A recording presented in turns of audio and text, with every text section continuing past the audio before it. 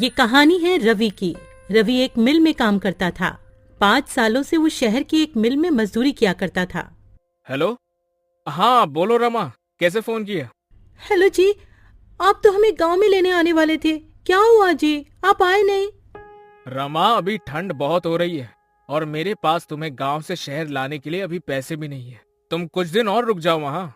क्या कहा आपने? ऐसा मत बोलिए। आप कब से बोल रहे हो कि हमें लेने आओगे? दीपू मुन्नी भी रोज आपका इंतजार करते हैं। सुनिए जी, अगर आप कहें तो मैं खुद ही आ जाऊं क्या आपके पास बच्चों को लेकर? मेरे पास कुछ पैसे पड़े हैं, आप जो भेजते थे मैंने उसमें से बचाए हैं। अगर ऐसा है तो फिर आ जाओ, और तुम्हारे पास घर का पता तो है ही, वहाँ ही चले जाना। रमा अपने दोनों बच्चों को लेकर गांव से शहर के लिए निकल जाती है। उसके साथ उसकी बहन दिव्या भी होती है। रमा के माता पिता की मृत्यु के बाद अब वो बेचारी कहाँ जाती, इसलिए रमा उसे अपने साथ ही ले लेती है। ठंड का समय चल रहा था, दिसंबर का महीना, जिसमें कड़ाके की ठंड पड़ती है। रात होते ही रवि मिल से अपने घर को निकलता है। अरे यार, आज तो कुछ ज्यादा ही ठंड पड़ रही है। हाँ यार रवि, ये ठंडी ठंडी हवाएं और चारों तरफ पड़ती हुई धुंध बहुत ही ठंड है भाई। चल जल्दी जल्दी घर चलते हैं। रवि अपने घर पहुंचता है। वो एक झोपड़ी में रहता था। रवि अपने बच्चों को देखकर बहुत खुश हो जाता है। वहीं वो अपनी साली दिव्या को भी देखता है। अरे दिव्या, तुम यहाँ? ओह अच्छा, याद आया। कोई बात नहीं, अब तुम हमेशा ही हमारे साथ रहना। पापा, मुझे आपकी बहुत याद आ रही थी। हाँ पापा, आप हमें लेने क्यों नहीं आए? बच्चों, मुझे थोड़ा सा काम था। तुम दोनों ने कुछ खाया? हाँ जी, मैंने दाल चावल बनाए थे। आप भी हाथ मुंह धो लो, मैं आपके लिए भी खाना लगा देती हूँ। खाना पीना खाने के बाद सभी लोग फर्श पर सो जाते हैं। यहाँ रवि के पास बस एक ही कंबल होता है। अब पांचों लोग नींद में उस कंबल को अपनी अपनी तरफ खींचते हैं। एक तरफ रमा और रवि लेटे हुए थे, दूसरी तरफ दोनों बच्ची और दिव्या लेटी हुई थी। रमा को ठंड लग रही होती है तो वो सारा कंबल अपनी ओर खींच लेती है। ठंड तो उस समय सबको लग रही होती है, ठंड जो इतनी कड़ाके की पड़ रही होती है। तभी रवि उठकर देखता है कि उसके बच्चे और उसकी साली दिव्या ठंड से कांप रहे होते हैं और सारा कंबल रमा ने ओढ़ा हुआ होता है। रमा, उठो उठो जल्दी। क्या हुआ जी, आप जाग क्यों रहे हो? वहाँ देखो। रमा अपने बच्चों और बहन की तरफ देखती है और वो घबरा जाती है। उसके बच्चे और बहन ठंड से कांप रहे होते हैं। हाजी, आप देख क्या रहे हो? जल्दी से कंबल बच्चों पर डाल दो ना, ठंड बहुत है। रवि सारा कंबल बच्चों और दिव्या पर डाल देता है और रवि और रमा दोनों ही बिना कंबल के ठंड से ठिठुर के सो जाते हैं। सुबह रवि और रमा दोनों ही जल्दी उठ जाते हैं। रमा, तुम ठीक तो हो ना? तुम्हें सर्दी तो नहीं हो गई? रात को बहुत ज्यादा ठंड थी, मैं इसीलिए तुम सबको यहाँ नहीं बुलाना चाहता था। मेरे पास तुम्हें ठंड से बचाने के लिए कपड़े भी नहीं है, मुझे माफ कर दो। हाजी, आप क्यों माफी मांग रहे हो? आप चिंता मत करो, मैं बिल्कुल ठीक हूँ। आप तैयार हो जाइए, आपको मिल भी तो जाना है। मिल जाते हुए रवि परेशान सा लग रहा होता है। वो सोच रहा था कि मालिक से एडवांस पैसे ले लेगा, जिससे वो एक और कंबल खरीद कर ले आएगा। लेकिन जब वो मिल जाकर देखता है तो मिल में जोरों की आग लगी हुई होती है। वो अपने दोस्त प्रीतम से पूछता है, प्रीतम, ये मिल में आग कैसे लग गई है? ये कैसे हुआ? अरे क्या बताऊं यार, शॉर्ट सर्किट हो गया और मिल में आग लग गई।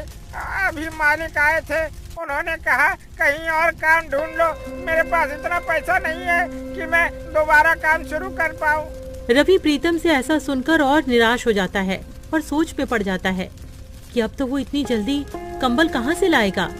ना काम है और ना ही पैसे। प्रीतम, अब हम क्या करेंगे, क्या काम करेंगे?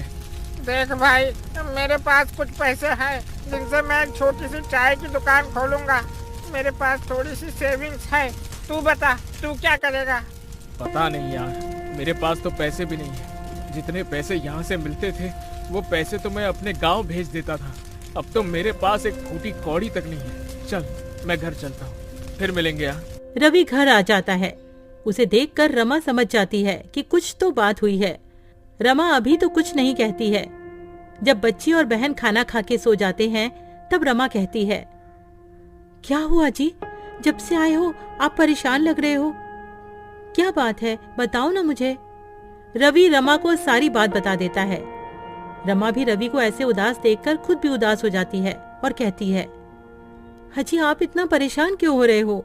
सब ठीक हो जाएगा, भगवान पर भरोसा रखो। मेरे पास कुछ पैसे बचे हैं, उनसे आप थोड़ी सी रुई और कपड़ा ला देना। मैं उससे एक रजाई बना लूंगी, उसके बाद आप काम ढूंढने चले जाना। सुबह होते ही रवि रमा को रुई और कपड़ा देकर वहां से चला जाता है और रमा रुई को कपड़े में भरकर रजाई की तरह सिल रही होती है। तभी, दीदी क्या हुआ, सब ठीक तो है ना?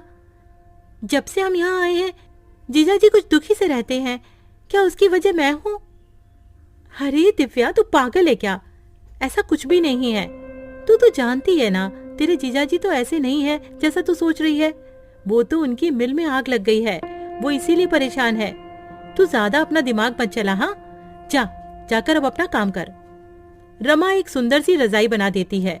उधर रवि पूरे दिन यहाँ वहाँ काम ढूंढता है, पर उसे कोई काम नहीं मिलता है। वो निराश होकर घर आ जाता है। रवि घर आकर देखता है रमा ने एक सुंदर सी रजाई बना ली होती है। अरे वाह रमा, तुमने तो बहुत ही सुंदर रजाई बनाई है। अरे तुम तो बहुत ही अच्छी रजाई बनाती हो। जी, वो गांव में खाली समय में मैंने रजाई बनाना सीख लिया था। आप बताइए, कहीं काम मिला क्या आपको? नहीं रमा, बहुत ढूंढा पर कहीं कोई काम नहीं मिला। कल फिर जाऊंगा, देखते हैं, कहीं कुछ न कुछ काम मिल ही जाएगा।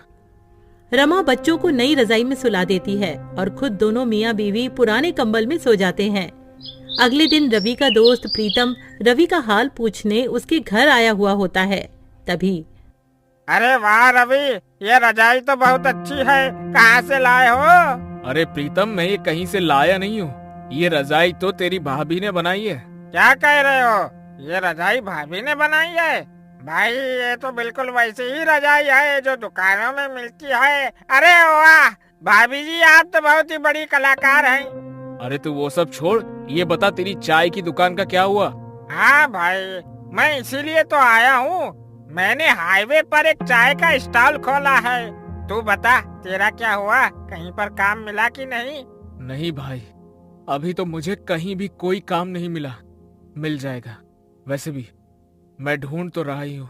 अच्छा, आप भाभी एक रजाई मेरे लिए भी बना देना, मुझे ये रजाई बहुत पसंद आई है। जी भाई साहब, मैं आपके लिए भी एक ऐसी ही रजाई बना दूंगी, आप ले जाना। अच्छा रवि, तुम एक काम क्यों नहीं करते हो? क्यों ना तुम रजाई बेचना शुरू कर दो। भाभी जी बहुत अच्छी रजाई बनाती है, लोग खूब खरीदेंगे ऐसी रजाई। तुम बोल तो ठीक ही रही हो, अभी तो मेरे पास कोई और काम नहीं है और ठंड भी बहुत पड़ रही है। चलो ऐसा ही करके देखता हूँ कुछ दिन। पर प्रीतम, मैं ये रजाई बेचूंगा कहाँ? हाईवे पर मेरे चाय के स्टॉल के पास तुम भी रजाई बेच सकते हो। पर प्रीतम, एक और दिक्कत है, मेरे पास पैसे भी नहीं है सामान लाने के लिए।